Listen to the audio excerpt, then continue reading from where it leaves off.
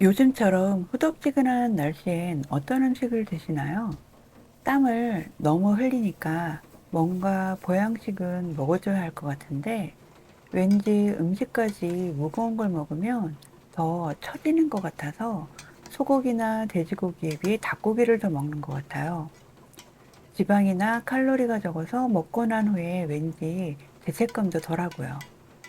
닭 한 마리로 만드는 삼계탕도 좋지만 든든한 한 끼로도 좋고 각종 야채를 넣어서 영양에 가성비까지 좋은 닭볶음탕. 집에 있는 야채로 간단하면서도 닭 비린내가 하나도 안 나는 닭볶음탕 맛있게 만드는 방법을 알려드릴게요. 두 가지 비법만 아시면 언제나 성공하는 닭볶음탕 고수가 되실 거예요. 들어가는 재료예요. 초벌로 닭을 한번 삶아야 비린내를 잡을 수 있어서 깨끗이 씻어 놓은 닭이 살짝 잠길 정도로 물을 부어주세요. 잡냄새까지 제거하기 위해 물이 끓기 전에 소주 2숟가락을 넣는 게 첫 번째 비법이에요. 5분 정도 끓이면 핏물부터 이렇게 불순물들이 나와요. 처음에 깨끗이 씻었기 때문에 불순물들을 제거하기 위해서 찬물로 헹궈만 주세요.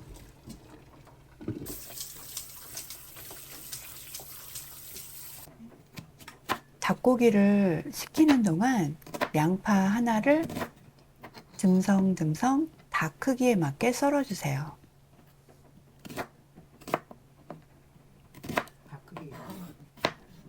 감자 3개와 당근도 듬성듬성 썰어주세요.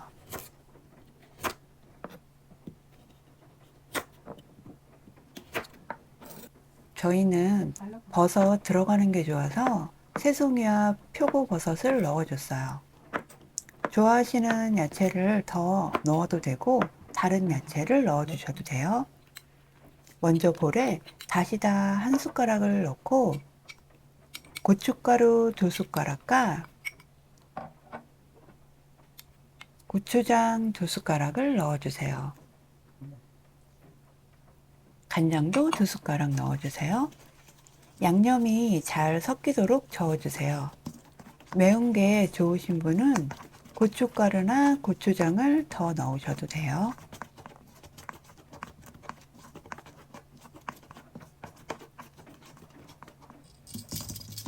잘 섞인 양념에 초벌로 삶아놓은 닭고기를 넣어주세요. 닭에 양념이 잘 배이도록 먼저 조물조물 묻혀주세요.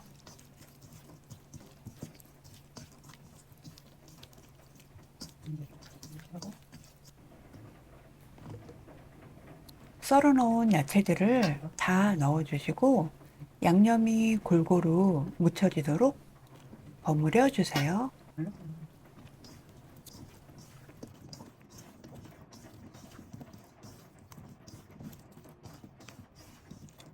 보통은 다진 마늘을 넣지만 저희는 통마늘이 많았어서 한 주먹 정도 넣어줬어요. 다 익은 통마늘을 먹는 것도 맛있거든요. 처음부터 중불과 약불의 중간으로 해놓고 뚜껑을 닫아놓은 상태로 5분쯤 후에 끓기 시작하면 타지 않게 골고루 뒤집어 주세요. 닭고기가 다 익을 때까지도 물을 넣지 않고 야채에서 나오는 물과 양념으로만 볶아주는 게 두 번째 비법이에요. 약간 찌는 것 같은 느낌으로 한다고 할까요? 그래서 뒤집은 다음엔 꾹꾹 눌러주고 꼭 뚜껑을 덮어주세요. 10분 정도 끓이는 동안 양념이 타지 않게 한두 번 정도 뒤집어 준 다음에 뚜껑을 닫아 주시면 돼요. 5분 정도 후에 젓가락으로 눌러서 감자가 다 익었을 때 썰어 놓은 파를 넣어 주세요.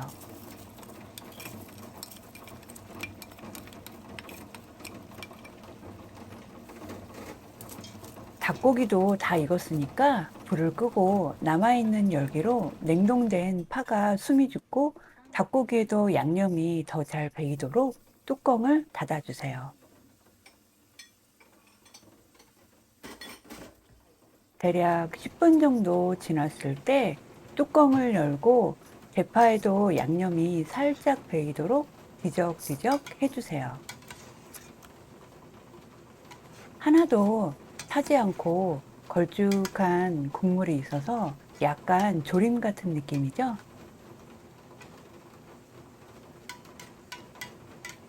어떠신가요?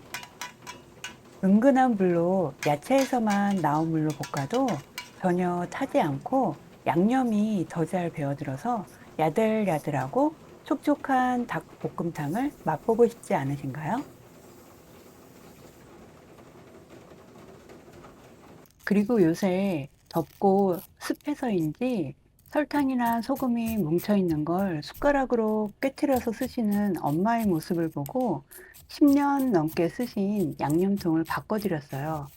작지만 숟가락도 있고 어느 정도 밀폐도 되는데 무엇보다 앙증맞고 이뻐서 골랐어요.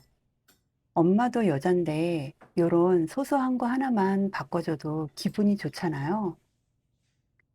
이쁜 양념통으로 이쁘게 요리하실 엄마를 생각만 해도 좋네요. 양념통이 더 궁금하신 분은 고정 댓글로 확인해 주세요. 비가 엄청 많이 오는 날 촬영을 해서 많이 시끄러운데도 끝까지 시청해 주셔서 감사합니다. 구독과 좋아요를 같이 눌러주시면 올 여름도 거뜬하게 보낼 것 같아요.